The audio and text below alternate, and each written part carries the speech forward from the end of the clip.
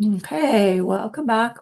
We are ACI Course 11, Class 7 on February 1st, 2026. Let's gather our minds here, please.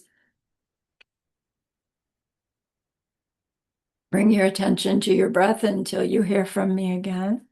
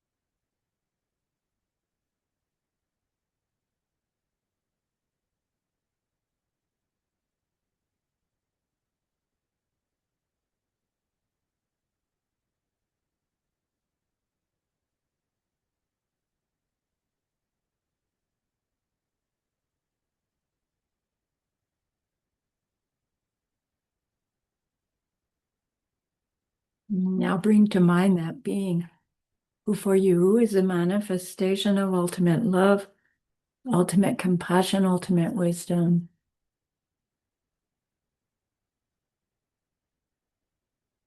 And see them there with you. They are gazing at you with their unconditional love for you, smiling at you with their holy great compassion. Their wisdom radiates from them.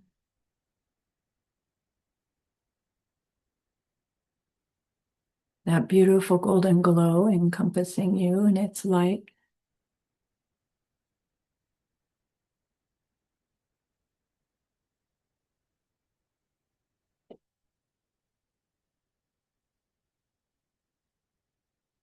And then we hear them say, bring to mind someone you know who's hurting in some way.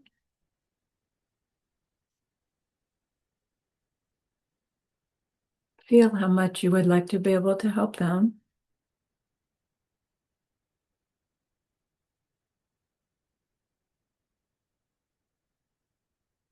Recognize how the worldly ways we try fall short.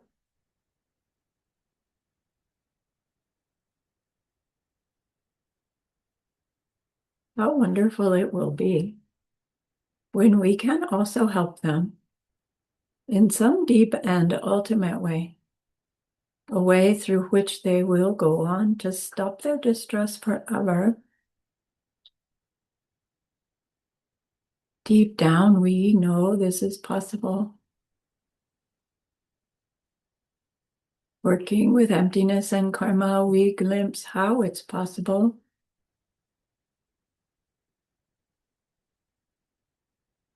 And so I invite you to grow that wish into a longing.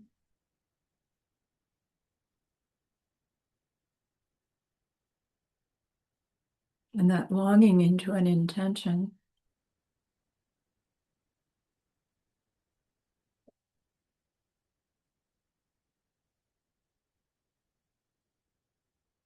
And with that intention, turn your mind back to your precious holy being. We know that they know what we need to know. What we need to learn yet. What we're in this deep and ultimate way. And so we ask them, please, please, teach us that. Show me that.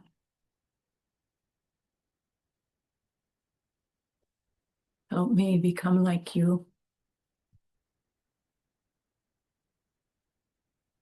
And they are so happy that we've asked. Of course, they agree. Our gratitude arises. We want to offer them something exquisite. And so we think of the pure world. They are teaching us how to create. We imagine we can hold it in our hands, and we offer it to them, following it with our promise to practice what they teach us, using our refuge prayer to make our promise. Here is the great earth, filled with fragrant incense and covered with a blanket of flowers. The great mountain, 4 lands, wearing the jewel of the sun and the moon. In my mind, I make them the paradise of a Buddha and offer it all to you. By this deed, may every living being experience the pure world. Idam Guru Ratna Mandala Kam Niryatayami. I go for refuge until I am enlightened to the Buddha, the Dharma, and the highest community. That I do in sharing this class and the rest.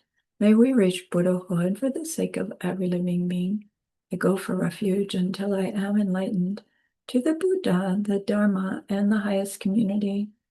Through the merit that I do in sharing this class and the rest, may we reach Buddhahood for the sake of every living being. I go for refuge until I am enlightened to the Buddha, the Dharma, and the highest community. Through the merit that I do in sharing this class and the rest, may all beings totally awaken for the benefit of every single other.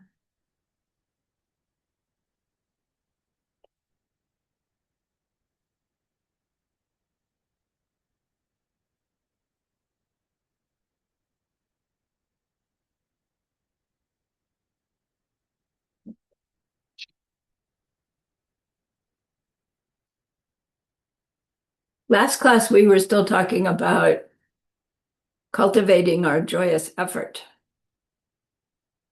And one of the verses said something like, those great bodhisattvas, because of their wisdom, they don't have pain anymore. And, it comes in the context of the stories that we hear about great bodhisattvas plucking their eyeball out or giving their head or giving their bodies over and over again. And it's hard to stay enthused with practices that we think are going to require us to hand over our eyeball when somebody asks for it, no matter what they're going to do with it, right? So Gyaltsab Jig's commentary went on to explain that bodhisattvas that are at that advanced a level where they could pluck out their eyeball, where it would occur to them to do so, they've already managed their karmic seeds so well that they don't have seeds that can ripen into the pain and suffering that we think plucking out your eyeball would cause. And it's hard to conceive because we're still thinking so self-existently about me and my body that we can't even conceive that somebody could relate to their me and my body in such a different way that it would be as easy for them to give an eyeball or a chunk of flesh as it would be for me to give carrots and potatoes. But given that truth of no self-natures and karmic seeds ripening, we can logic our way into seeing that, oh my gosh, that is possible. And if it's possible for them, it's possible for me, which is how it's supposed to help us from getting discouraged. And I don't know, it still to me is like, doesn't help me not be discouraged because it seems so far away, but doable. Then we learn that there are 2 things that cause all of our physical and mental pain. We're going to hear these 2 again as the 2 things that cause all our something else. the tendency to believe in a self-existent me and mine. That's one. The second is the harmful actions of body, speech, and mind that we do as a result of our belief in our self-existent me and mine, such as killing, stealing, sexual misconduct, etc.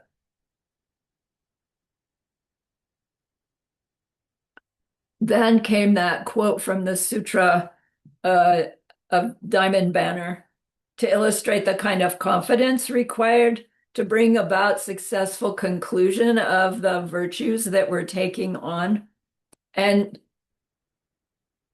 it used the analogy of the sun and how the sun shines equally on everything and everybody, whether or not anybody is in a position to receive the benefit from it.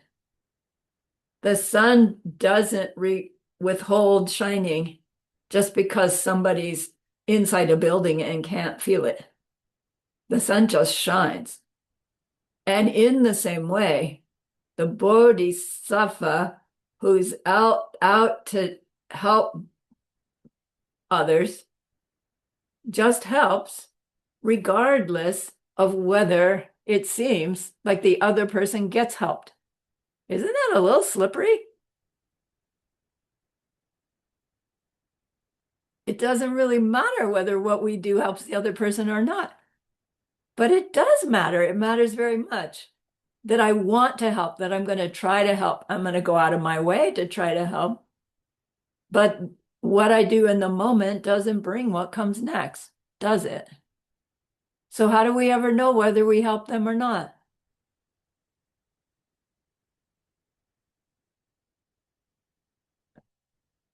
Right? We really have to keep thinking this through. How do we help anybody?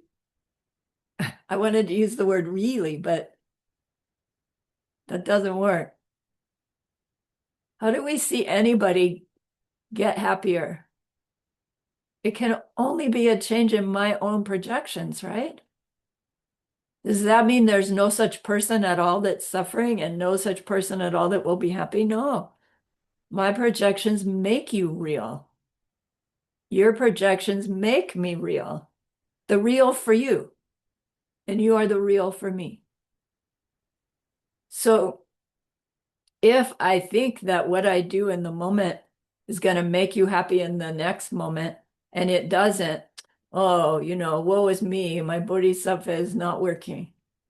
When I understand that I just care and serve and try and care and serve and try, that's what's planting the seeds in my mind. I don't even want to say this mind that's eventually going to ripen as a world in which this mind perceives those minds as happy, no more suffering. That's the only way I can make that kind of world is if I try to help those that I'm not projecting in that way feel better, be happier, whether it seems to work or not. It's planting these seeds. So like the sun, we just shine. We just be kind, regardless. And it's hard because we get feedback by way of how they react back to us. Or we even think our feedback is what happens the next day. And we're still got ourselves trapped in reaching to the result or the outcome rather than being so happy to be planting. So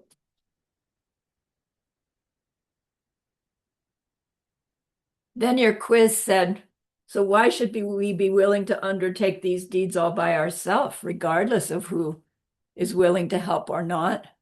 And they explained these suffering beings that we see, they're under the control of their mental afflictions. They're struggling for their own, right? Whatever they're after, their own happiness. and they don't know how to make their own happiness. Why in the world would we be upset or disappointed if they don't run to help us, help others? They don't they don't know. They don't know that that's where their own happiness would come from. So if we're disappointed in others not helping, that we're just hurting ourselves. Then last one was explain the metaphor of the razor, the honey on the razor blade, pointing out that all these pleasures of this life are like honey on a razor blade, a little bit of pleasure followed by lots of pain and suffering. That razor is the fact that those sense objects can't satisfy us. They can't bring us they can't be what brings us the pleasure that we think they do. And because it seems like they do, we want more, or we want to avoid the unpleasantness that we think they're causing. And as a result, we do more negative deeds to get them and avoid them, just continuing to lick the honey off the razor blade because of our misunderstanding. Now we're supposed to be really enthused of our joyous effort. It's like, oh my gosh, that maybe that helps to help us want to understand things more accurately. It's not meant to say, okay, so avoid anything pleasant for forever. That's not the point. That's not the point of Bodhisattva training. It's not really even the point of a Vinaya training to just avoid forever. You'll avoid it until you've managed to get a control over your mental afflictions about it. And then you step into it again and see if you can still control your mental afflictions about it. So that's where we're going to go next. So in his next chapter,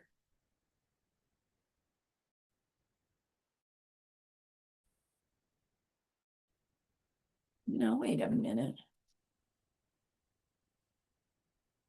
I open those at the same time and then they're not opening at the same time. I'm getting mad at my computer.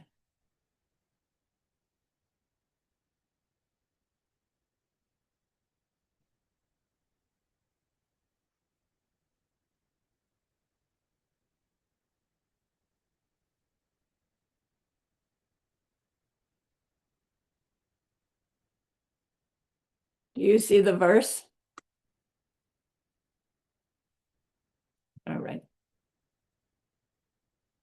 So here's Master Shantideva's first verse in our chapter on the perfection of meditation. And it's such a surprising chapter because we expect it to say, take the 8-point posture of Virasana, bring your focus to your nostrils, count your breath without losing it, right? That's what we expect. We're going to get a little teeny bit about the obstacles to meditation, but he's going a whole different direction about the practice of the perfection of meditation. Now, remember his audience. He's talking to a bunch of monastics. They're probably really good meditators, but they're not bodhicitta meditators. Well, that's not correct. They're not bodhisattva aspiring meditators because the bodhisattva way hasn't really gained much traction, as we understand by how nasty they were to him, to setting him up to humiliate himself so he'd leave the monastery because they don't like him, because he seems like he doesn't do anything. But wait a minute, wouldn't a bodhisattva monk be out there doing everything for everybody. So, funny thing that he meditates, studies, writes, eats, and poops. And that's all he does. And that's this great Bodhisattva guy. I'm not criticizing, I'm pointing out some weird things about this story. So now that we've developed our practice of effort in the way he's described above, then place your mind in single pointedness. A person whose mind is in a state of constant wandering lives his life in the jaws of mental affliction. So he's talking about, this chapter is about the perfection of meditation. Samten is the word. I'm going to show you the vocabulary a little bit later, so I don't have to go back. There are multiple words for meditation in the Tibetan language. They all have different connotations. We learned that in our course 3. The word samten, S-A-M-T-E-N, is what they use for the perfection of meditation. And we understand perfection of meditation is actually code for the meditation in which we are experiencing emptiness directly. Samten. The English perfection of meditation sounds like it would mean every time I sit down on my cushion, I go into a perfectly concentrated state of mind that I can do anything with. That would be a really good meditation, but that's not what we mean by the perfection of meditation.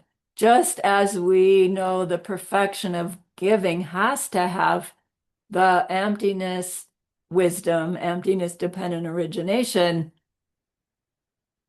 part of our understanding for our giving to be a perfectionizer, let alone a perfection.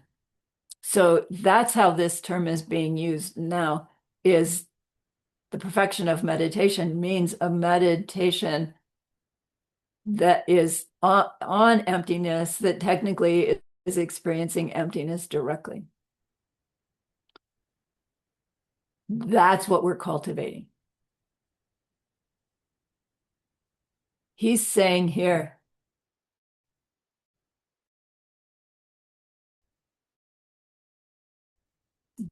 that without this about more, then our mind is being pulled. Darn. Somebody wiggle. Okay. Our mind is being constantly pulled towards our sensory things that seem to be sensory inputs, things that seem to be mental inputs, and we're having this constant attraction or repulsion to those experiences. And as long as our awareness, our mind, is constantly busy in that way, it's always on the verge of a mental affliction.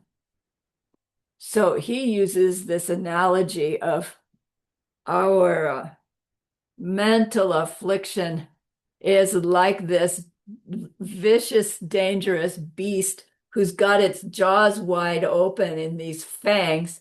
And as long as our mind's going, blah, blah, blah, blah, blah, right, as it usually is, you might as well think of yourself with your head in the jaws of this beast and his ear going down on you, because that state of mind, when something goes wrong or something goes right, zing, the mental affliction is triggered, and then instant after that, we act in a way to avoid or get, and we act so automatically that we don't stop to think, will this action bring something worse, or bring something unpleasant back to me, or will my action burn this off and plant good? By the time we think that through, we've mentally afflicted behaved probably, 2 minutes of 65 per instant, like too late. The mental affliction beast has bit our head off. Mm. This single pointedness. But so now we're not just talking about on our cushion. We're talking about when we're out and about, interacting with others all day long. That's when this mind that's going all over the place is always on the verge of a mental affliction, if not in the midst of one already. And so reacting and reacting to circumstances without the ability to choose that action, right? We're operating by habit, or we're operating by, we call it maybe instinct. We're operating by way of the way our seeds are forcing us to act because we've always done it that way, which is Tingen Zin, which really means concentration in Sanskrit shamatha. Sorry, in Sanskrit samadhi, not shamatha, samadhi, single pointed concentration. And that is this ability to focus on one thing. And we all have that capacity. Animals have that capacity. Probably any mind has that capacity. I don't know. But our experience typically is that single pointed concentration on the object gets turned on because of something about the object or something about the circumstance. So if you're the baseball player up to bat, right, you're out to hit a home run if you can, or at least not strike out, and you're watching that ball that's in the hand of the pitcher, and you've got this zeroed in mental focus on that baseball that's going to come whizzing at you at what, 180 miles an hour? You better be single pointed concentration, or your life's in danger. So we can do it. The cat hunting the mouse, they're doing it,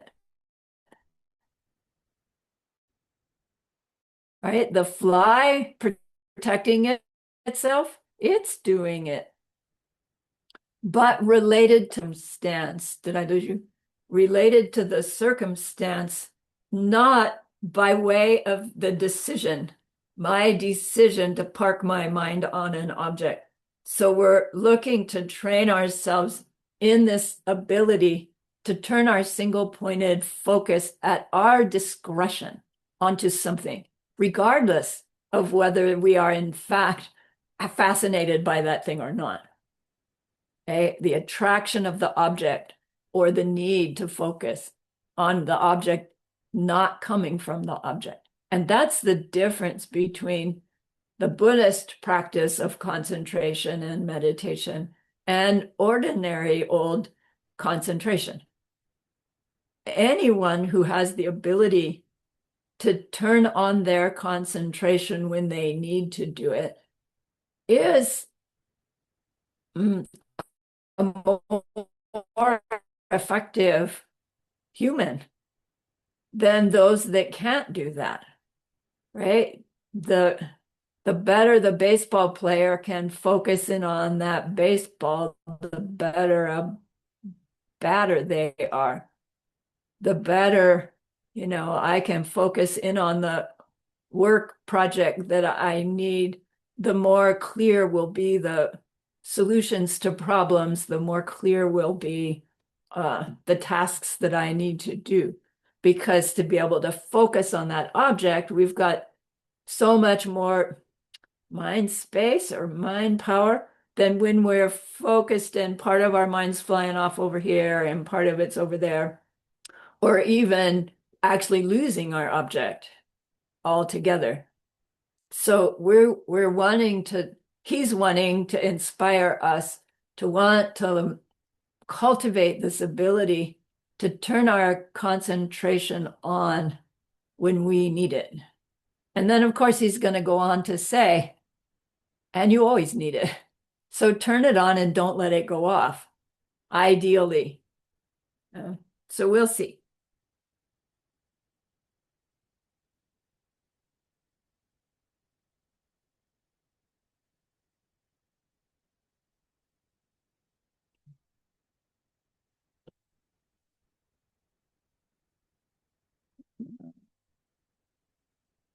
Let me go back to my vocabulary, I think.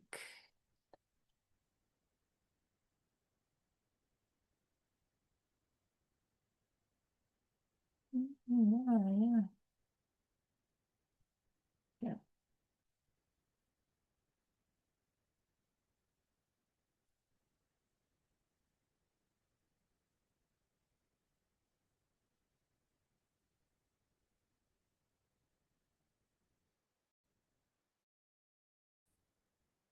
Ta-da. Here's some 10, perfection of meditation. Here's Ting and Zin, but spelled like this, said like this. It sounds like Ting and Zin, not Ting Ne Zin. Ting and Zin. So he goes on to teach us about two kinds of meditations, not actual meditations, but two concepts about meditation. And one of them is meditation that's preventive, and the other will be meditation that's destructive, not meaning the meditation destroys us in some way, but the meditation through which we destroy destroys the actual things that we're trying to prevent. So you can guess what we're talking about. These are meditation practices, a quality of mind we're learning to cultivate that prevents those mental afflictions, prevents us from acting from them, that will go on to help us to prevent ourselves from having them. But the destructive meditation is what finally destroys the thing from which those mental afflictions come in the first place. So that the destruction meditation is going to have something to do with the empty nature of the three spheres, that when we don't understand it, we blame the other things for our happiness or unhappiness, and as a result end up with mental afflictions. So in order to be able to grow a destruction meditation, that's going to be a really powerful, good result. We need to first grow our ability to prevent ourselves from acting from the mental afflictions that have already arisen, and grow the ability to be more keenly aware as the mental afflictions arise, so that we can head them off at the pass, so that we can be more keenly aware of the subtle attraction repulsion that's triggering the mental affliction, and not let it go there. And in the process of all of that, we're gathering goodness, goodness, goodness, goodness that will help us be able to reach the empty nature of me and mind that finally destroys the misunderstanding that was pushing all the mental afflictions in the first place.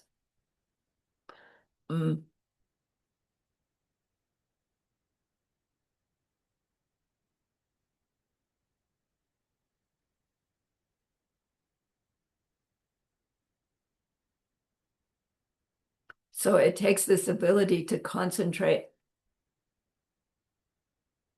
to be aware of the arising mental affliction at more and more subtle levels. And again, now we're talking about not just on our cushion, because, when we're on our cushion, theoretically, we're not having many mental afflictions. We've got our self-focused inward. We're working with our understandings. We're doing meditation. We're not reacting to the angry boss or annoyed with traffic. So this practice is the practice we do off cushion in working with our concentration so that we can stop perpetuating our mental afflictions, get our head out of the mouth of that beast.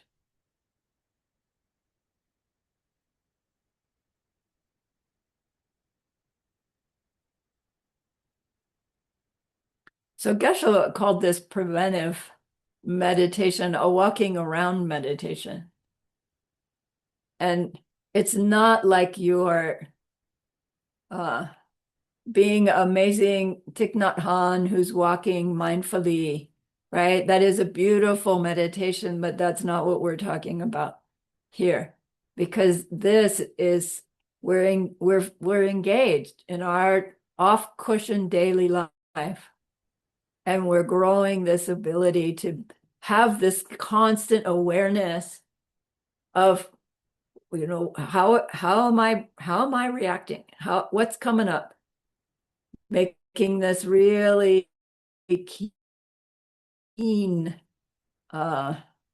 awareness happening as we're exchanging, as we're doing the things that we do in our daily life. It's difficult.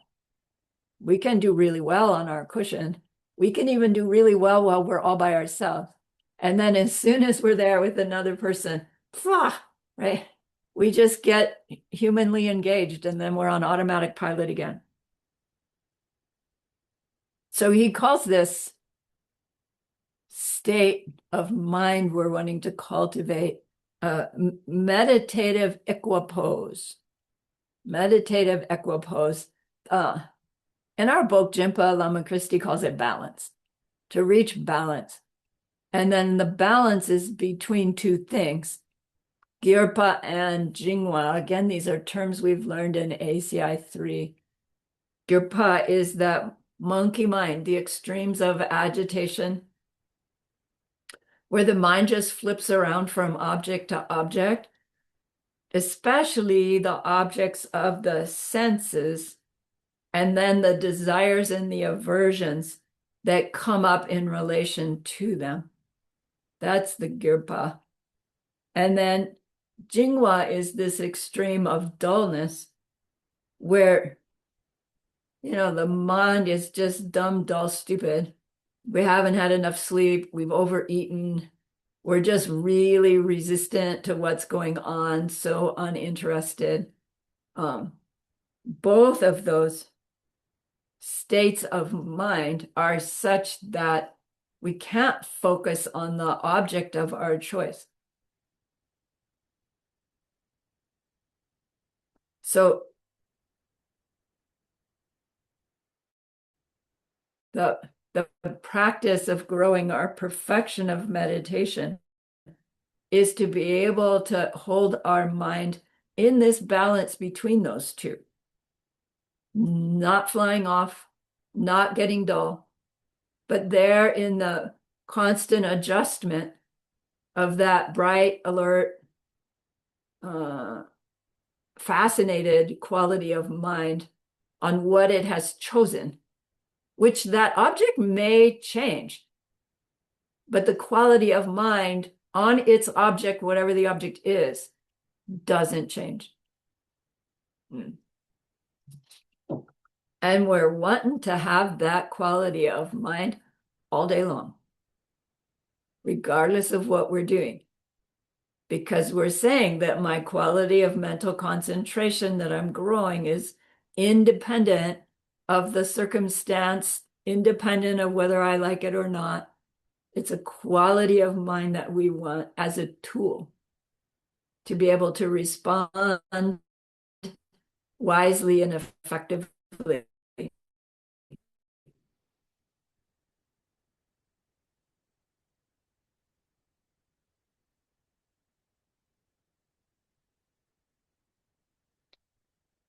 when we can, well, the better we get at holding this quality of mind during our off cushion time, the easier it will be, the better we will get at holding that quality of mind on our on cushion time, because there's so much less going on. It would be, wow, what a relief to single pointed concentration on my cushion, because all I've got is an itch here and a sound there. Whereas in life, right, there's billions of things happening all at the same time.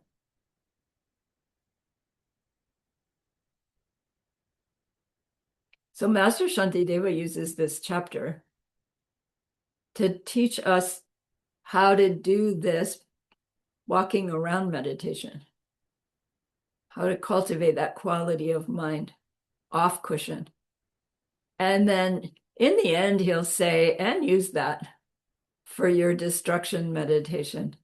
And then he'll go into his chapter on the perfection of wisdom, which for us will be course 12, the whole course on that chapter. Well, almost the whole course. One class on chapter 10.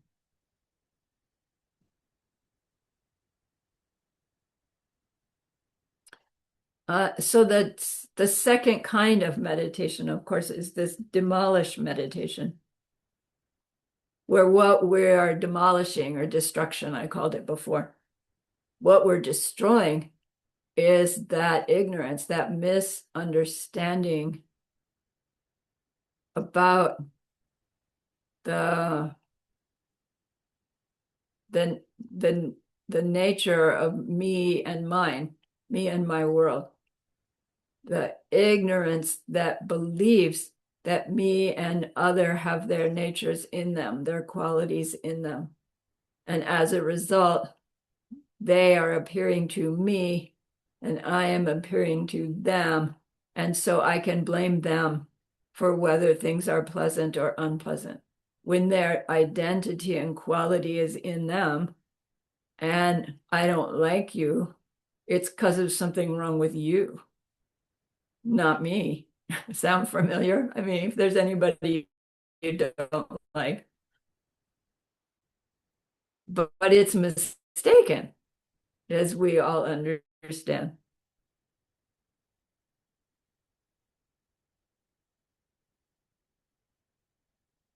In order to start the process of stopping all mental afflictions forever, for oneself, let alone for every existing being, that requires experiencing directly the truth of the fact that there's no such self-existent me and self-existent other, no such me or other that could ever exist outside of my own mind's projected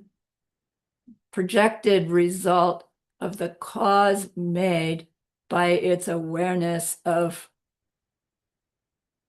thinking, doing, saying towards what appeared to be an other.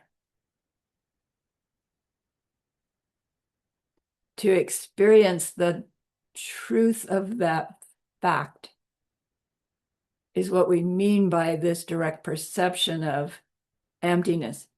Emptiness is not a thing that we directly perceive. It is the fact that there is no. And to experience anything's empty nature is to know everything's empty nature, especially when the thing you're experiencing the empty nature of is our me. So the whole job of our preventive meditation, walking around meditation, and our efforts on our on cushion meditation is to cultivate the seeds that will ripen as that direct experience of ultimate reality for the first time in this mind. That starts the end of all suffering. Is it going to happen the next day? Maybe, but probably not. Because all we lose are 3 mental afflictions out of the 84,000 that we have. We then need to cultivate our understanding by way of our behavior to burn off the seeds that were planted with the belief in self-existent things and not replant the belief in self-existent things.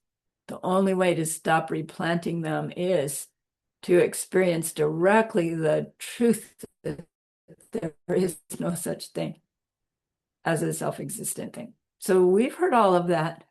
We understand, we know. He's pointing out reason to do any other kind of meditation is to cultivate this. Your first demolish meditation session.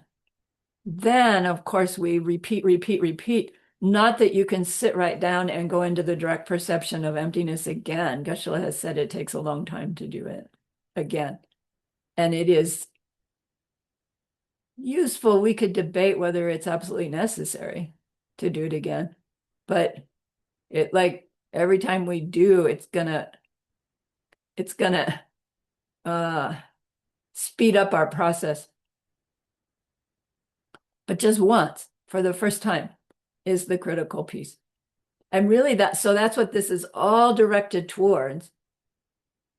But it's not that we can go, oh, okay, I need to see emptiness directly. I'm going to sit down on my meditation cushion and not move until I do it.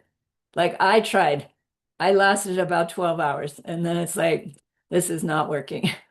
And it's like, oh man, right? It has to be cultivated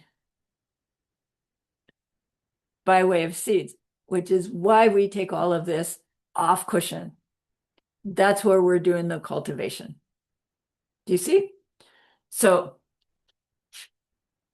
he says we need to achieve this thing called Wempa. Wempa. It means isolation. In order to avoid all of this distraction and dullness, we need to achieve both physical and mental isolation. He says it helps a lot to spend some time in actual physical isolation, like a monastery, like a deep retreat, where our activities of the day are so structured and our exposure to the outside world is so limited that, right, our mind has to turn in on itself because there's just nothing else that will engage it.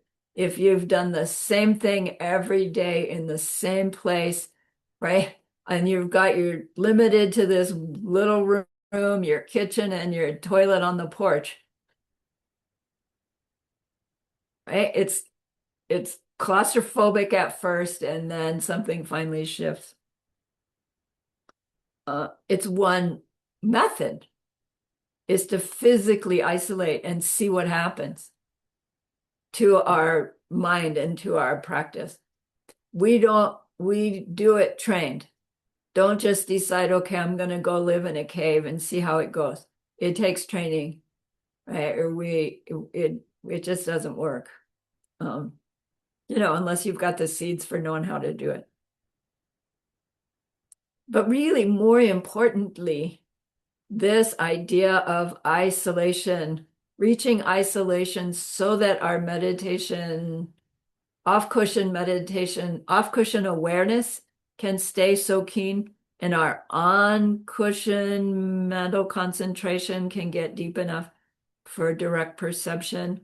The Wempa, the isolation that's more important, is a mental, emotional isolation that allows us to cultivate this ability to be the keen and active observer of ourselves and our interaction with our daily life, such that we have the space between what's going on and how I want to react. We have enough space by this mental awareness to be able to choose. Is that really the highest thing I can do? Is that really the best thing I can do? Is that really the seed I want to plant here? When we have this sense of this awareness of our seeds ripening, seeds planting, that's a sense of isolation, because we're isolated from our old autopilot of our reaction. So it does seem like when we're first reaching this sense that not fully there, like you're not really fully engaged, and it feels weird, and we resist it typically because it's like, no, I'm supposed to be fully here. I'm supposed to be fully present for people. I'm not being authentic if there's a part of me that's hanging back. And it's like, right, if we insist on being my authentic self fully present when I'm with somebody, that fully present authentic self is misunderstanding my world. And we're not actually going to move ourselves along the path. We'll be a much kinder, more helpful human being. And then to whoever we are with, and then they'll die and I'll die, and who knows.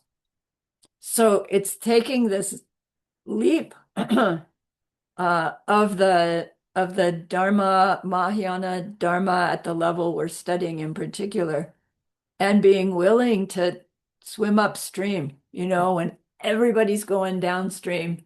Nope, I'm going to go this way. Nobody needs to know. It's not like you're advertising it, but your own personal sense is, man, I'm just a little bit removed.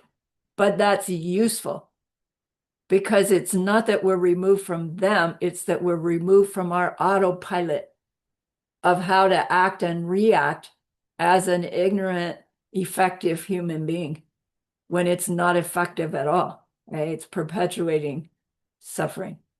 So this idea, Wempa, we'll come back to it again and again. Isolation. It does take some time, physically, mentally isolated, to learn what it feels like and to learn how to use it. But it's not that we go into a cave and stay there forever in order to become enlightened for the sake of all sentient beings. We need the interaction with those others in our field of planting seeds. And we want to be able to do so with this keen ability to be keenly aware of what's going on and how I'm inclined to act, and whether or not that's all right.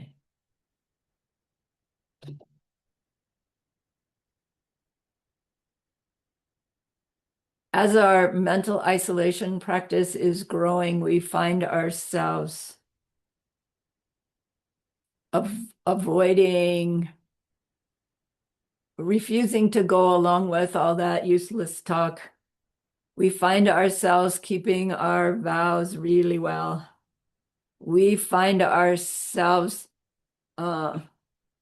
guarding our behavior carefully, even when we're amongst non-Dharma people, which when we're amongst a Dharma group, we can keep our Dharma behavior really pretty well.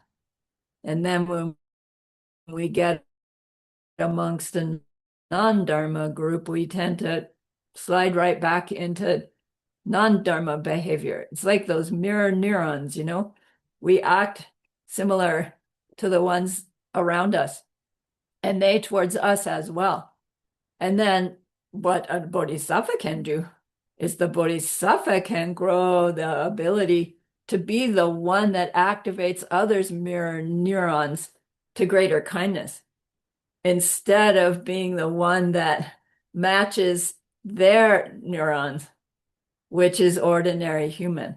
That's part of this power of this mental isolation and this walking around awareness, that it will radiate from you and uplift people. So hooray for that. Okay. So I'll give you the next couple of verses, but I want to show you the vocabulary. I can't get it to put both of them up on the screen at the same time like you showed me before, Natalie. I have it on my desktop, both of them, but then when I go in and get it in a screen share, there's only one or the other. So later, need to teach this old dog again, sorry. So dak gandakir means self, meaning self-existent self. Self, me and mine. Dak means me and mine. We had it before. Dakkan dakir. Me and mine. We're going to talk about it in a bit. Then he's also going to go into these two topics, Shine and Loktong. We've talked about those as well. Shine, that quality of concentration in Sanskrit, shamatha, the platform from which we are able to cultivate the perfection of wisdom, vipassana in Sanskrit, Loktong in Tibetan. And then lastly, the term Xinjiang, which is that practiced ease or the bliss of practiced ease. Yeah, and I can stop there and get rid of that. Where did my screen share go? And go back to the verses. Move you. Okay. All right.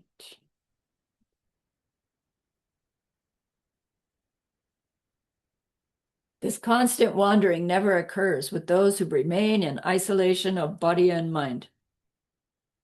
So it sounds like he's saying, go live in a cave and your mind will stop wandering around to things you like, things you don't like, and being too sleepy. And it's not true.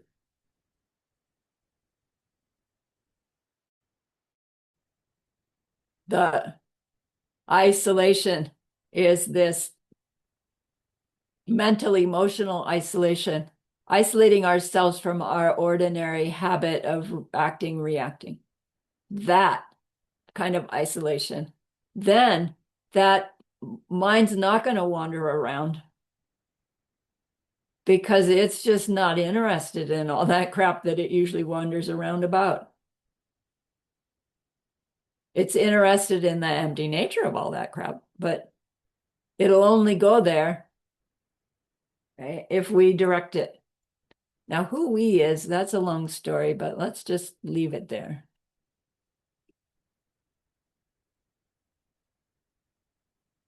So why is it that it's so difficult to cultivate this mental isolation?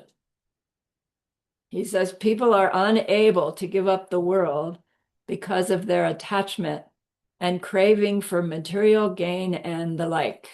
Let me see if he has more here. No, that'll come.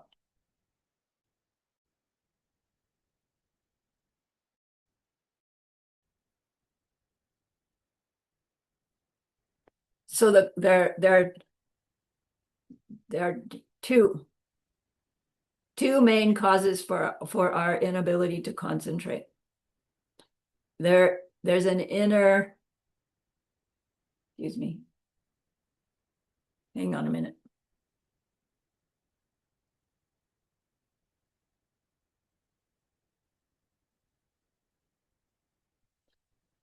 There's an inner cause for the inability to concentrate. There's an outer cause for the inability to concentrate. And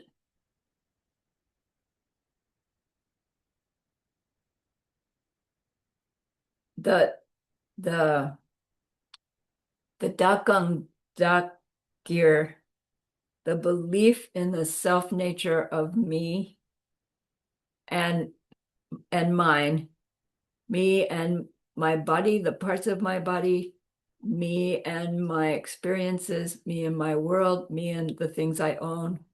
That's what's meant by Dakang Dakir, me and mine, me and my world. This belief in a me that exists independent of my seeds ripening, like the me who is ripening the seeds, a me separate from the seeds ripening. I don't know how to quite say it. A me that's more than just a projection. That's not quite right either, because the projected me is the real me. There isn't anyone other than that. But that's what we're trying to get at. The one we think exists, that is like the one that is the projecting, the one that is the the one that exists with its identity and qualities in it from it. That belief then forces us to also believe that that's true of anything that we experience. Anything other than us has to exist in that same way. And it becomes the self-existent me and mine. But it's like, you're not mine. My neighbor's house isn't mine, but it is in this category of mine, me and my experiences. There isn't any neighbor's house next door other than the one that's ripening out of my mental seeds, right? But I believe there is. And whether I like it or don't like it, that influences how well I will take care of it. Or same for my neighbor, because I believe that their qualities are in them. I'm not aware. When I'm not aware that no, all of that is ripening results. Come back. When I'm not aware that all of that is ripening results of my own past behavior, then my mind is going to go towards the things I like and try to avoid the things I don't like automatically, right? Because of the belief, we have these outer factors. This belief is the inner factor, the inner cause for our inability to concentrate, because it begets the outer factor, which is them I like, them I don't act towards, right? And the mind's got to go, right? It has to be aware and interacting. Like we're hardwired to keep ourselves safe, to keep our loved ones safe.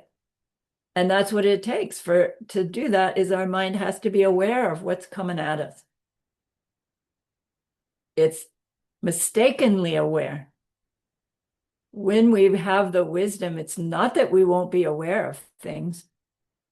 We'll be more keenly aware of things, more keenly able to keep ourselves and others safe, doing deeds towards those others that really makes people safe, but it won't look like it in the moment because the safety doesn't show up in the next moment that we do something to protect them necessarily.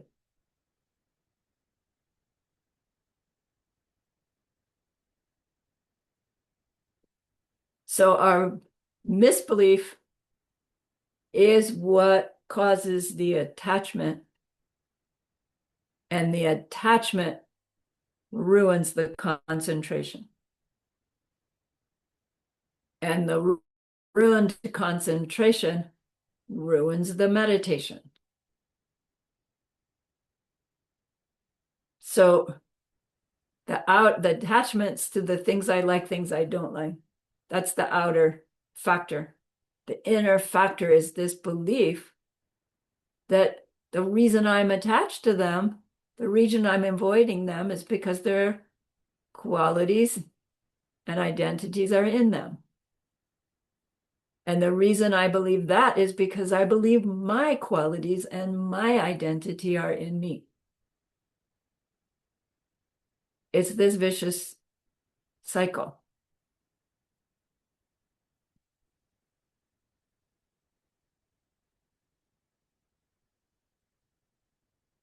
It goes from that attachment into the girpa and jingwa, the agitation and dullness.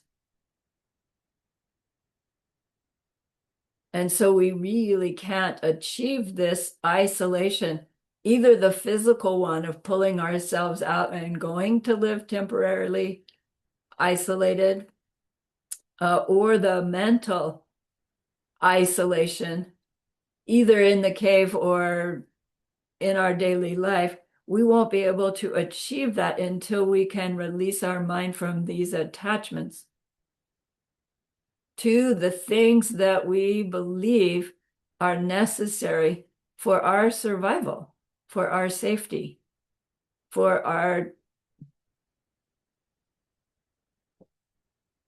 progress through our life. What kinds of things? Food, sleep, sex, movies, families, projects, like you name it.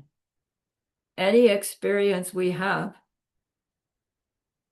even our concept of myself, all of it is these attachments. All of it driven by that inner attachment, me, self-existent me. Me, that's me, in me, from me. But wait, I am me from me, aren't I? Only if what I mean by from me is from seeds ripening from past me. That if seed ripenings from past me was a me that's self-existent, my current me's gonna ripen a me that's self-existent, and you see why it's so difficult.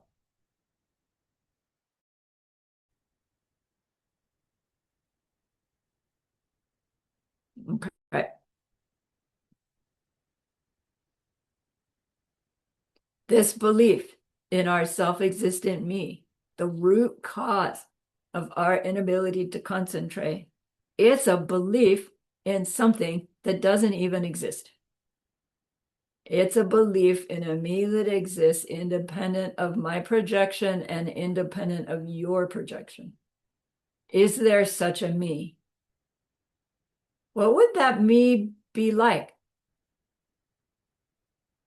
Can you describe a Sarani who is independent of your experience of Sarani? If you never met Sarani, never heard of her, and somebody said, tell me what Sarani's like, what would you say? I don't know what you're talking about.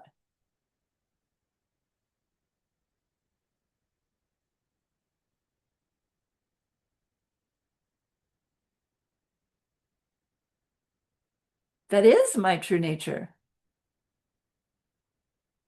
Nothing other than what you know for you.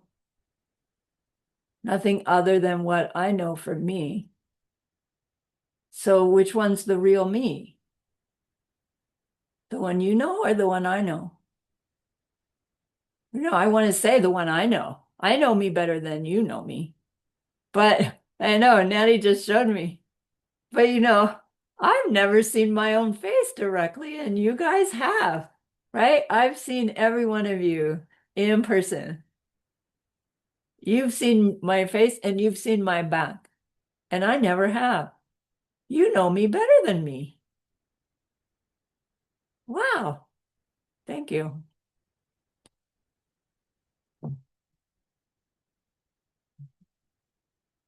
Does that mean I don't exist at all? No, of course not. Here I am, right? Sarani exists, but unique for you, for each one of you. So technically, right now, there's 1, 2, 3, 4, 5, 6, 7 more because I can't see everybody, plus me. And how many of you are there then here now? And which one's the real you? My own mind goes, this one, wrong. That's what we're playing with.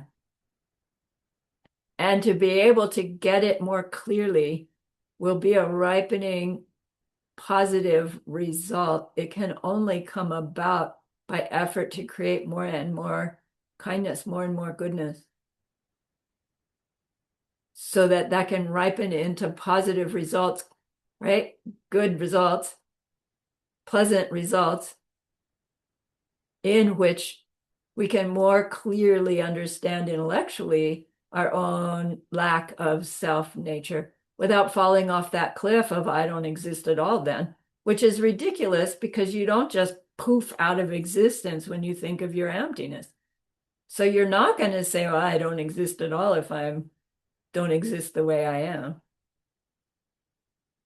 Okay. I plowed right through our break, didn't I? Let's do it now. Sorry.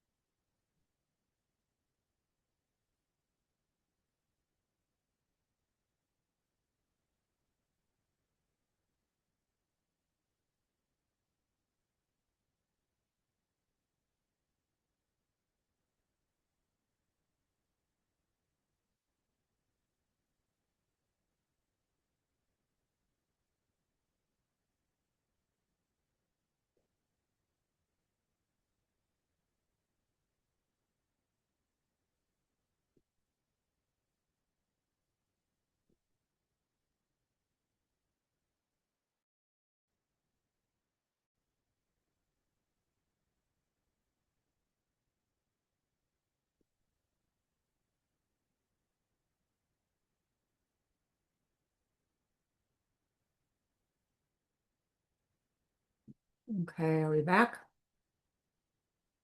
So our belief in self-existent me and mine leads to this attachment to the things that are mine, meaning to the things of the world that we need to acquire.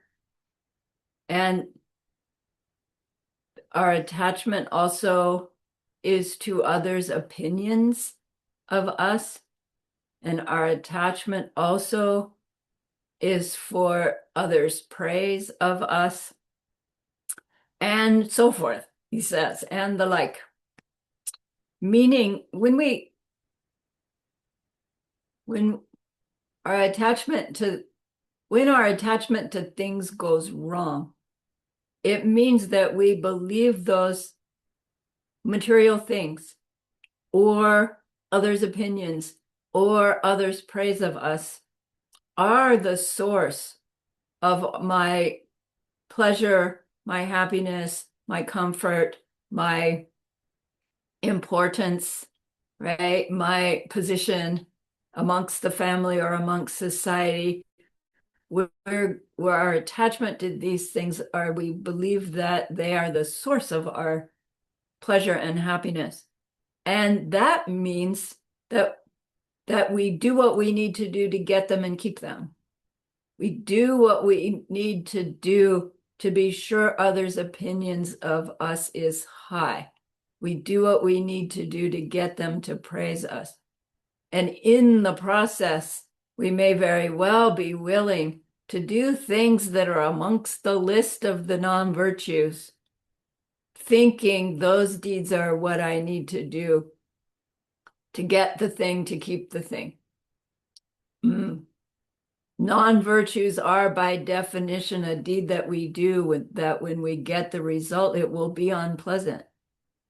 So this willingness to tell a little white lie so my family will keep their high opinion of me because they don't know I'm lying, right? I'm telling them something, they believe me, right? To be willing to do that is just perpetuating our suffering and our misunderstanding.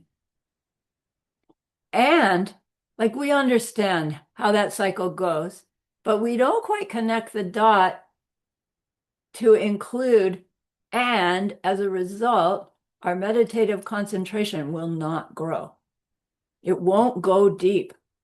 And we hear, yeah, because my consciousness is, a little upset because I told a little white lie. It's not really like that.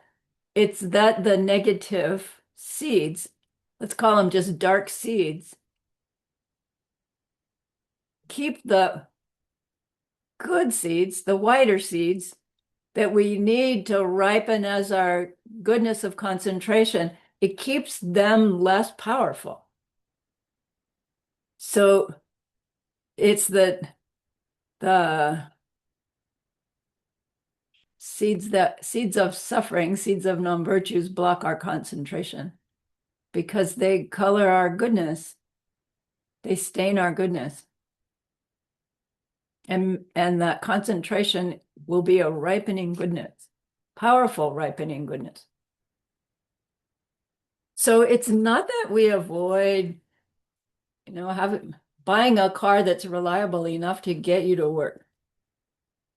When things come to us, we've learned, use them, take care of them, but don't be willing to do a non-virtue to keep them.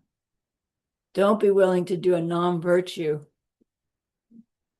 to influence someone to be sure that they praise you or to be sure that they have a high opinion of us. It's tricky. We keep the karma. They die, we die, but we get the karma of what we did. Okay. So he goes on.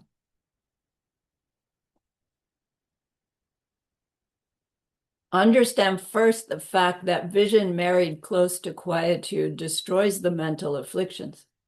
Begin then by seeking quietude.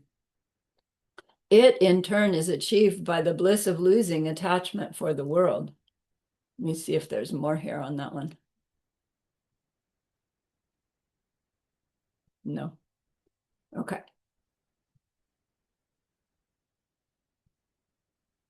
So he does bring up these two important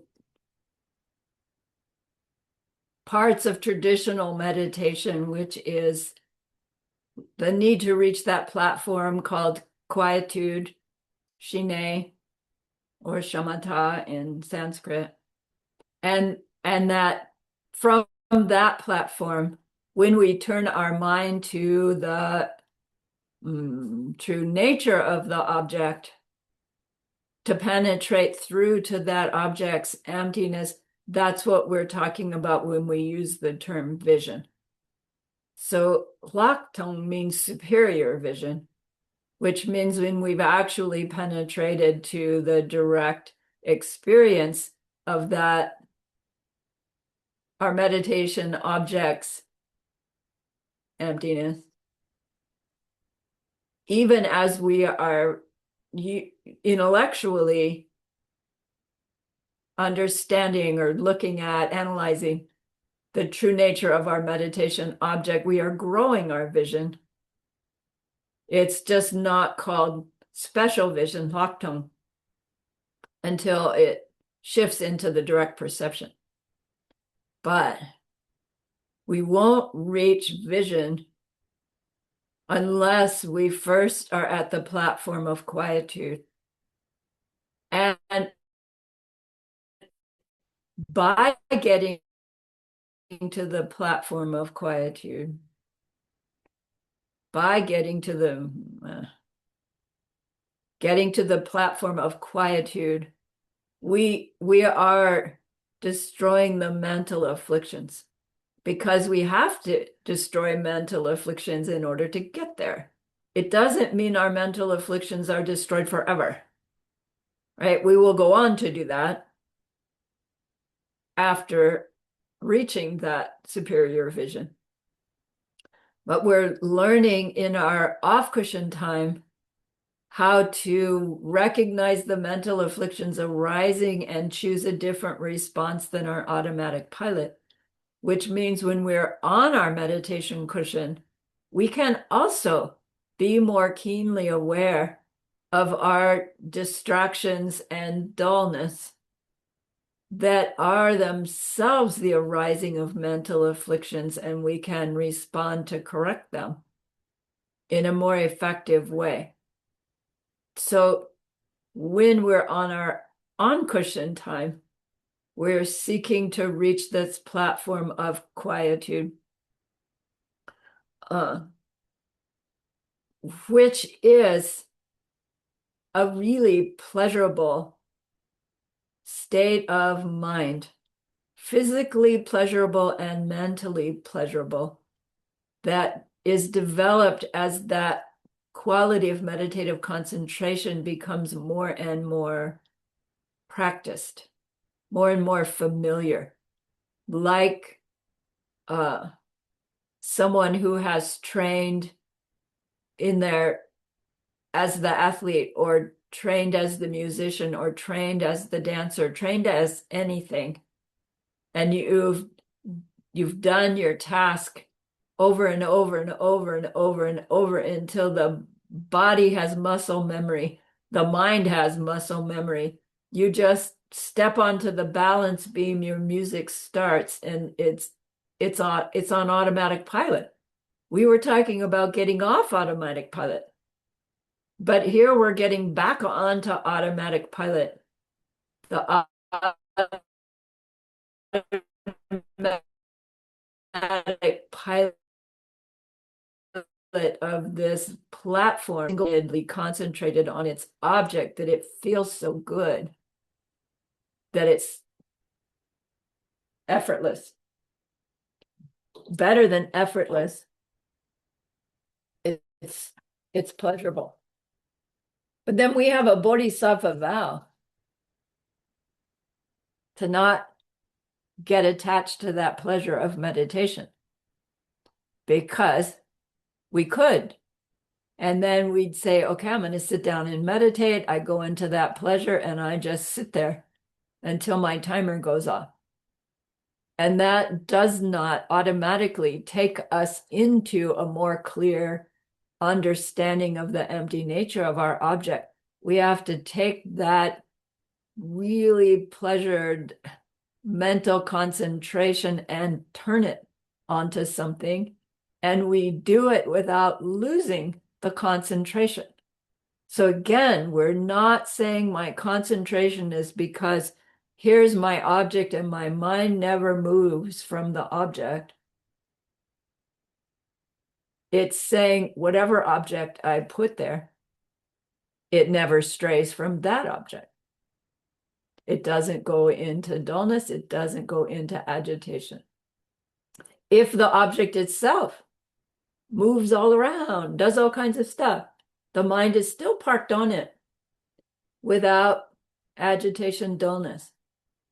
So it's not that everything stops. We can't stop our mind. To try to stop our mind plants seeds for a mind that just goes dumb, dull, and stupid. That was Master Kamalashila's argument towards the Huashang. Spend a lot of time with your mind shut down. You're just going to make the seeds for a form or formless realm. And that's going to be a dead end because you're going to use up your goodness and there won't be anything left but selfishness and then so sorry. So the definition of single-pointed concentration is that single-mindedness which is infused with the extraordinary bliss of practiced ease due to deep single-pointed concentration on its object.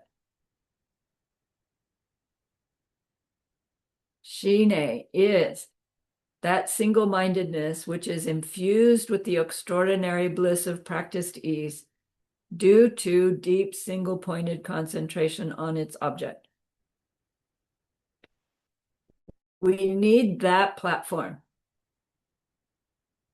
for our efforts to penetrate to the emptiness of our object, to be penetrative enough to become the direct perception. We don't need to be at shamatha to analyze the emptiness of anything. We don't even have to be in meditation.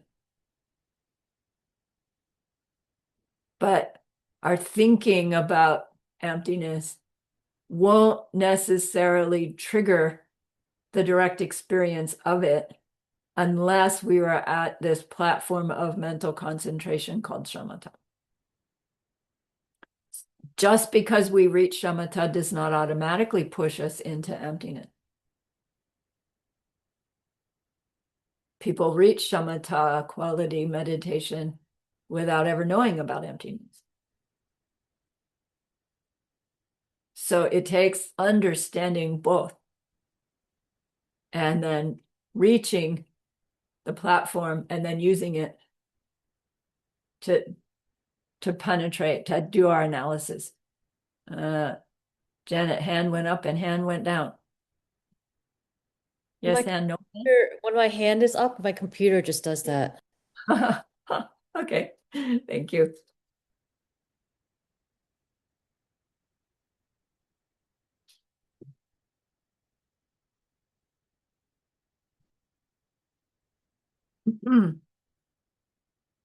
So then once we are reaching that platform called quietude, shamatha regularly, then we can use any method we choose in our analysis or investigation of the empty nature of our object or to come to its conclusion. And so we can use a fixation meditation on our virtuous object. So if our virtuous object is our image of the Buddha, then we keep that image of the Buddha with our fixation and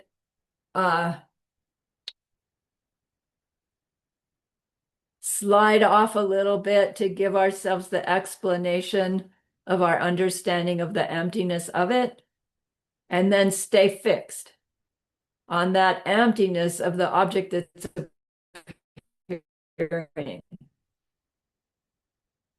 Or we can take our object and then do a qigong, an analytical meditation, and use any one of the emptiness meditations that we've ever learned and apply it to that object until we come to our conclusion and then fixate on the conclusion.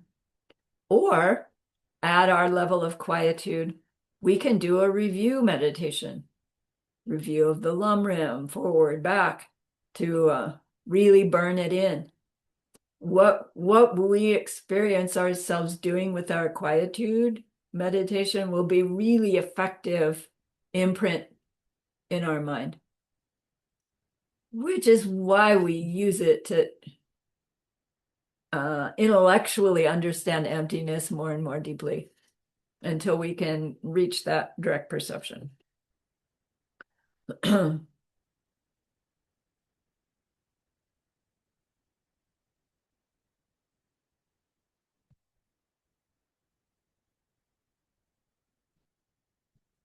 The the quietude that has this level of practiced ease that's pleasurable, the pleasurableness of that single-pointed concentration is what helps the mind stay concentrated as we're challenging it to work with this deeper understanding of emptiness.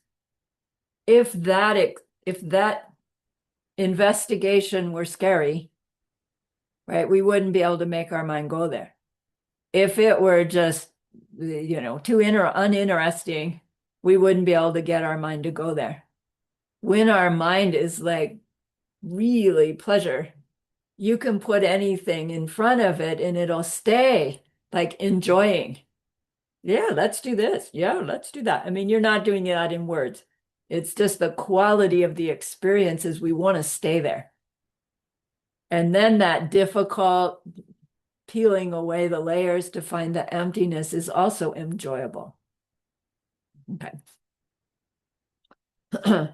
So the vision that's married close to quietude, that vision, it also has a definition. The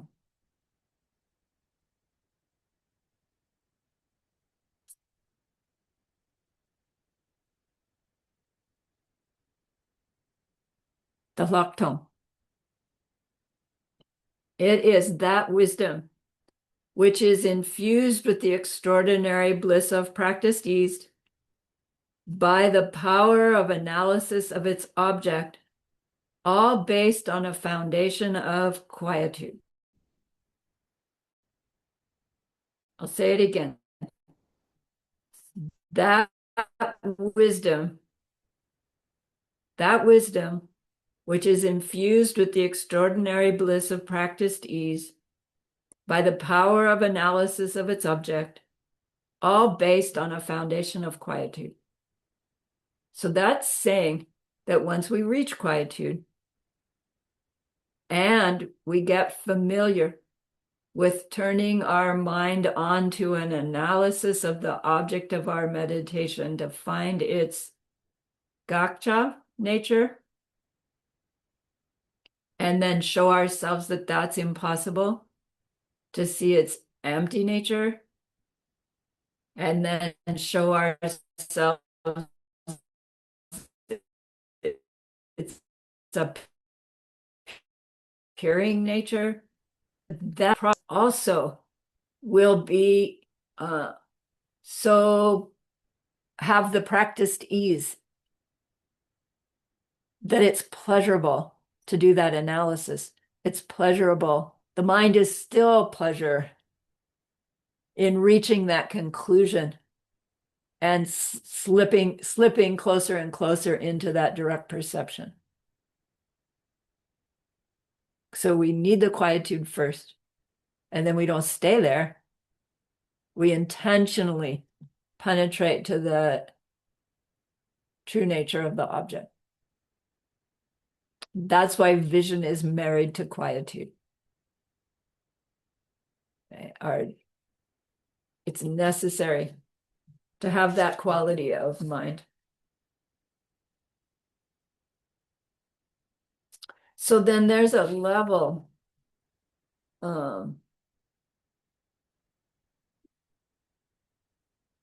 of meditation that when vision is married to quietude, that is the platform from which the direct perception can actually trigger. We've heard of it before. It's the Sam Ten Dang Pui Nir Dak Michok Me. Michok Me being the key word. It's called no lack of time, which Geshe-la says it is, why it's called that isn't clear.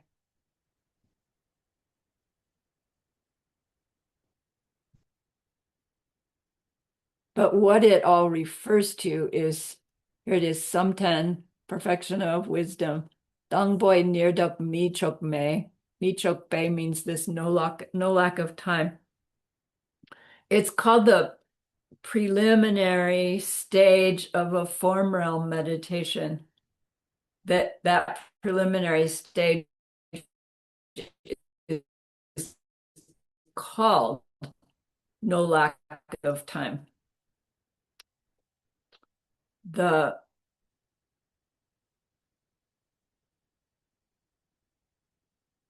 level of meditative concentration from which the direct perception can be triggered is the shamatha, but at this deeper level of withdrawal from the objects of the senses, that if any of those seeds that are being planted by that meditation were to ripen at the moment of death of this life, it would push us into the first level of form realm rebirth, which is not what we want. But that level of withdrawal from the objects of the senses, withdrawal from the mind having thoughts that pop up randomly, that's the level from which our analysis of the emptiness of the object can actually trigger us into a direct perception. Using the quality of mind at that level in order to penetrate to emptiness, that makes it such that those are not seeds for your first level of form realm rebirth in the future, because you are using that quality of mind in this hugely virtuous way. And the ripening of a lifetime in a form realm, although it is a ripening of virtue, goodness, not virtue, maybe, it's not what we want.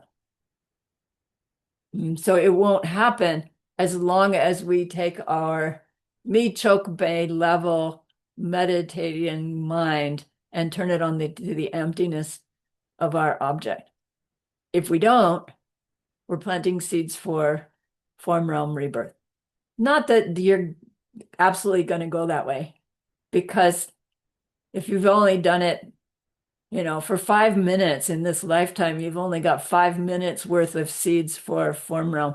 And we've got 72 years worth of seeds for samsara, other realms. It's not likely that I'm going to get a form realm rebirth with only a few puny seeds.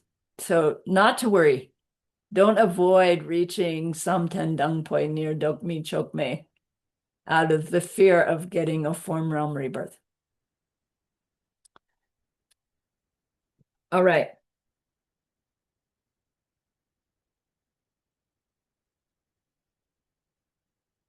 How do we reach that level of meditative concentration?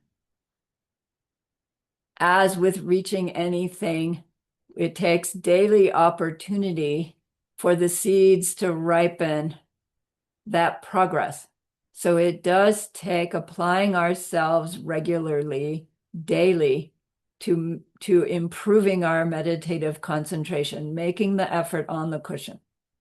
Whether our effort on the cushion on any given day works is driven by our mental seeds planted all the rest of the time that we're not on our cushion, which is why we're cultivating our awareness of our ethical life off our cushion so that we can increase the power of our concentration on our cushion. We've heard that before.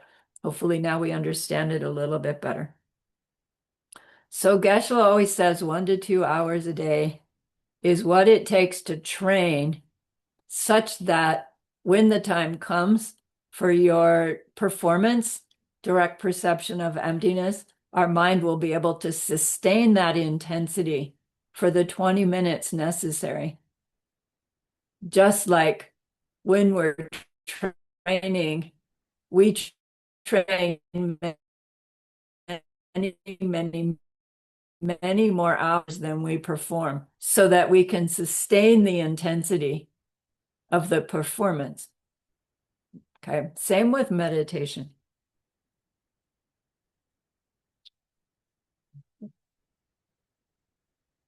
So what blocks us? We already said belief in self-existent me and my attachment to stuff.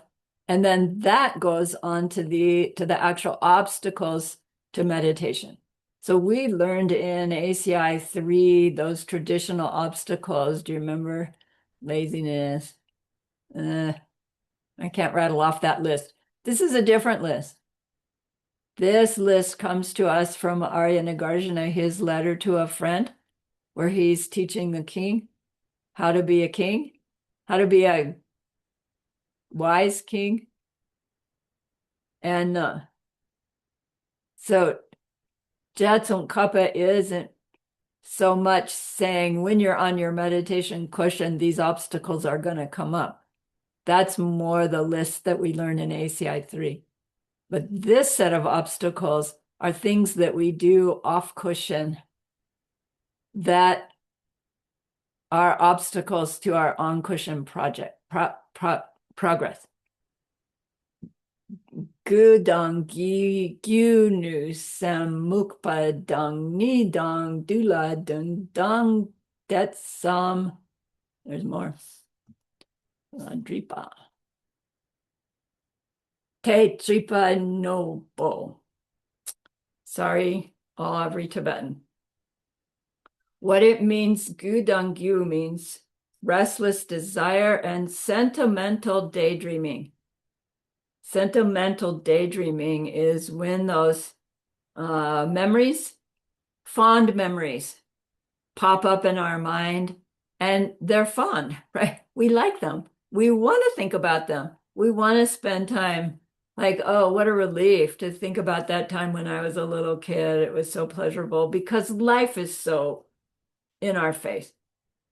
So this restless desire is, I need this, I have to do this, I want this. And then up pops these memories. It's like, oh, fun, kind of a chill factor. That kind of behavior off the cushion blocks our ability to make progress in our concentration on the cushion. It doesn't necessarily mean the restless daydreaming is coming up on your cushion, but my experience is it probably will. Like, it was such a surprise to me in deep retreat how often some like so inconsequential, like there was this intersection that I remember being the passenger in the front seat of the car my mom was driving, and this intersection, sitting at the red light in this intersection, would pop into my mind at the stupidest times in the middle of my sadhana, in the middle of my emptiness meditation. And it's like completely unimportant, inconsequential. And it came again and again and again. It just drove me nuts. It does happen on the cushion, but mostly it's off cushion. It means we're not aware and we're not deciding, okay, I'll sit down and have this memory. That's all right with me. We're on automatic pilot. Gu dong gyu. Nusem means malice. Second thing we do that blocks our meditation cushion, not necessarily on the cushion. Malice is this this repeating how they've hurt me, repeat, like running it over and over in our mind, that makes us dislike them a little more and a little more and a little more, which makes us a little more likely to be nasty if we get the chance and justify it. Right? Malice, straight out malice is like, I'm going to be mean to you and I think it's okay. We don't do that. But that habit of going over and over and over again, they did that to me, they did that to me, they did that to me, in life blocks the growing wisdom. Do you see why? Repeated blaming without stopping it and going, no, yes, it happened. No, it doesn't. No, no, no, right? Go through our understanding of where, why, and how it happened by seeds, and we come to a different conclusion. Then mukpa dung ni. Mukpa is fogginess, which is the word they use for mental dullness. I think I'm giving it to some people right now. And then ni is drowsiness, where you just haven't had enough sleep. I had it this afternoon. And it was like, you just can't think clearly. And that means when a mental affliction starts to arise, we can't be aware of it fast enough because we're just too dull, dumb, and stupid. And then that's gonna affect the quality of our meditation. Then du la dun means attraction to the objects of the senses. If all day long, oh, what's that? Oh, what's that? Oh, I want this. Oh, I don't want that. That habit on cushion, it just keeps doing the same thing. Oh, there's a pain in my shoulder. Oh, what's that in my knee? Oh, who's that outside? And our mind will just not stay down on its meditation object because of our habit off the object. Doesn't mean don't ever leave your room. It means as we're engaging with those objects, keep this level of mindfulness of where they're coming from and what we'll do with them, how we'll respond to them. Get off automatic pilot. Then the last one is tetsom. Tetsom means destructive doubt. Tetsom. Destructive doubt means letting ourselves have some doubt about the teachings, doubt about the practices, doubt in ourselves, that we are not willing to apply our careful logic and practice to check, to come to a conclusion as to whether our doubt is right or our doubt is wrong, meaning to make it clear to ourselves what it is we are in doubt about. They say this kind of doubt, we let ourselves keep it because deep down we know that if we prove to ourselves the truth of whatever that teaching was, we will have to change our behavior in a way that we're subconsciously not ready to do yet, not willing to do, or too afraid to do, or too afraid to succeed at it. Not sure, right? We all have our own versions of this. So this very tradition says doubt is a healthy thing. Have doubt about when you hear the teaching about past and future lives. But then but then apply yourselves to figuring it out, whether it's true or not, before you actually act upon it, right? Buddha wants us to doubt, but then he wants us to check out things that we have doubt about. Now, some things we put on the shelf. We have a doubt. We have the intention to come back to them. It just hasn't happened yet because we haven't gotten more teachings on it yet, but the willingness is there. These destructive doubt that will block our meditative progress are the ones that we really do have the tools to work on, and we just refuse to do so. It makes some kind of blocker in our mind for reaching the wisdom that we say we want to reach. Can you see the subtlety there? Dente Dripa Nopo means these are the, sorry, this isn't Nopo, it's Napo. 5. These are the 5 obstacles. Napo. These are the 5 obstacles which arise in meditation. Sounds like it means on your cushion, but it's things we do off the cushion that will make any obstacles in our meditation time happen. Okay. So it's hard to avoid all these things in our daily life, but it's possible and it's worth the effort, says Geshe Michael. When we're trying, we are more effective even within our deceptive reality when we're not dragged around by these 5 different circumstances and states of mind that go along with them. He says, in fact, if we have Bodhisattva vows, we're required to make efforts against these 5 because they're part of our secondary vows.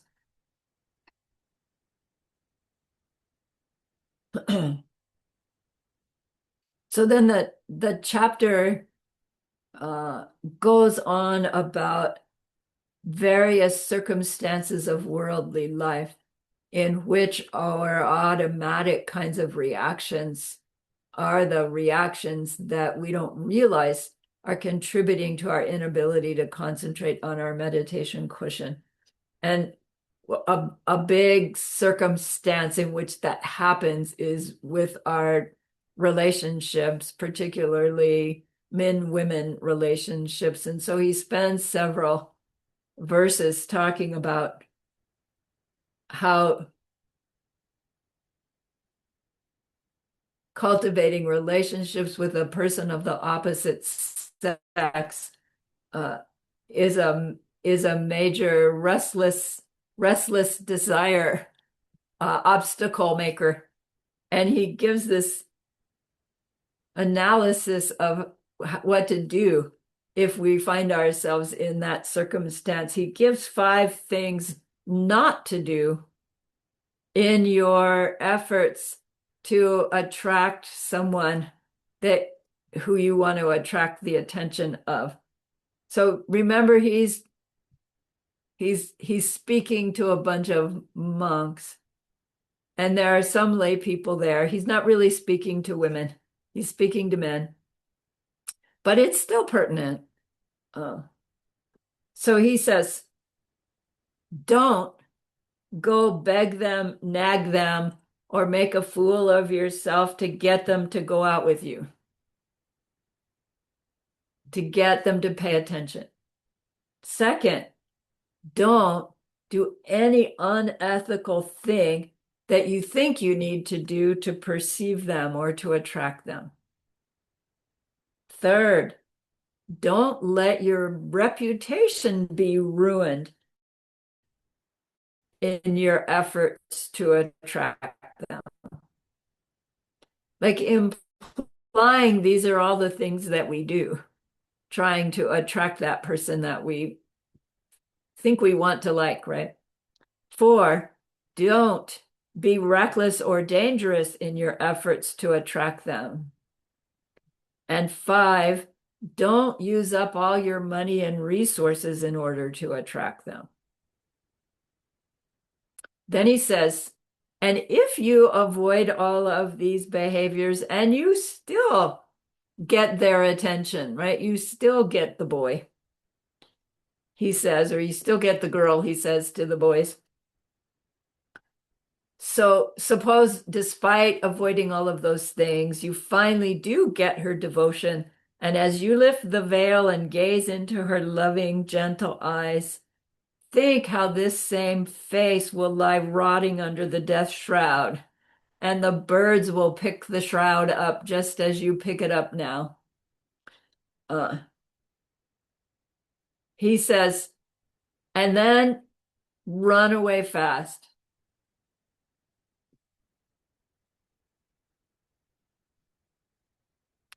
He says, you've gone through so much to attract this other person with this beautiful body, but it's just gonna die and rot. If you're smart, you'll see that dead body now full of maggots before you waste your time and efforts and resources on trying to make this other person happy, on expecting that other person to make you happy. And the other guy says, yeah, I know, but right now she's warm and nice and smells good. And Master Shantideva goes into again the impermanence of that warm and nice and smells good, and the truth of the suffering nature of that belief that they will be the source of our happiness.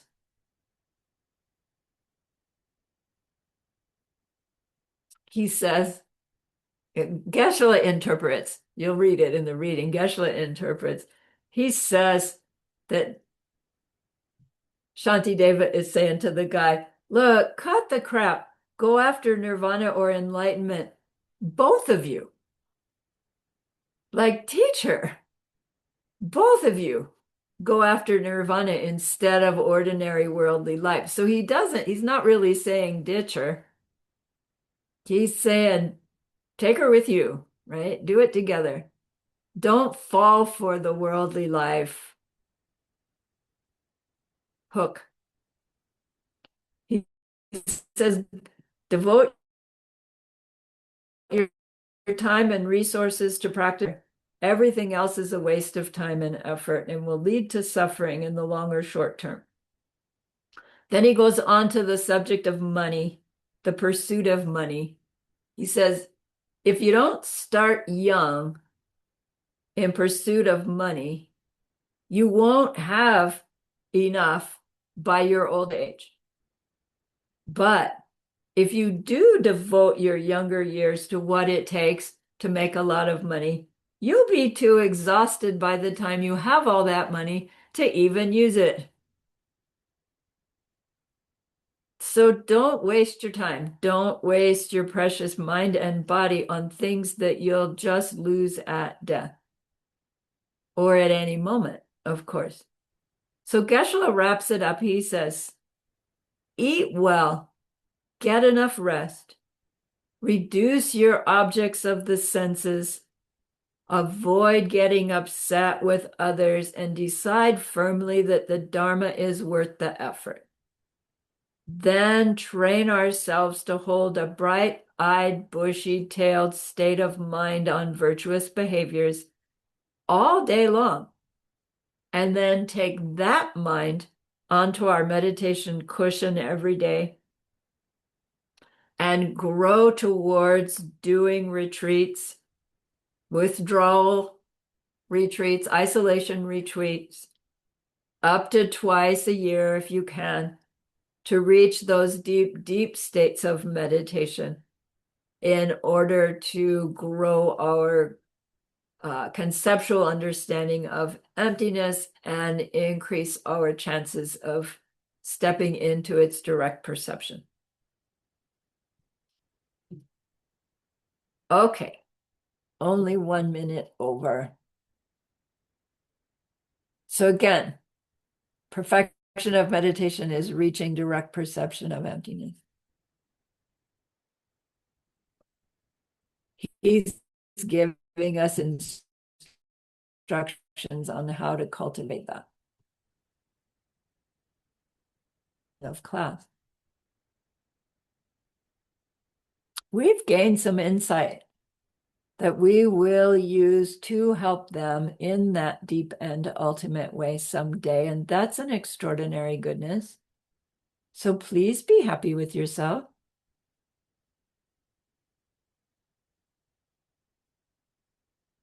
And think of this goodness like a beautiful glowing gemstone you can hold in your hands. Recall your own precious holy being. See how happy they are with you.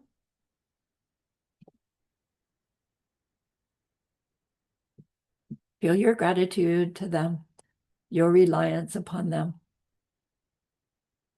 Ask them to please stay close, to continue to guide you, help you, inspire you. And then offer them this gemstone of goodness. See them accept it and bless it. And they carry it with them right back into our hearts. See them there, feel them there. Their love, their compassion, their wisdom. It feels so good, we want to keep it forever. And so we know to share it. By the power of the goodness that we've just done, may all beings complete the collection of merit and wisdom, and thus gain the true ultimate bodies that merit and wisdom may. So use those 3 long exhales to share this goodness with that one person, to share it with everyone you love, to share it with every existing being everywhere. See them all filled with loving kindness, filled with wisdom, and may it be so.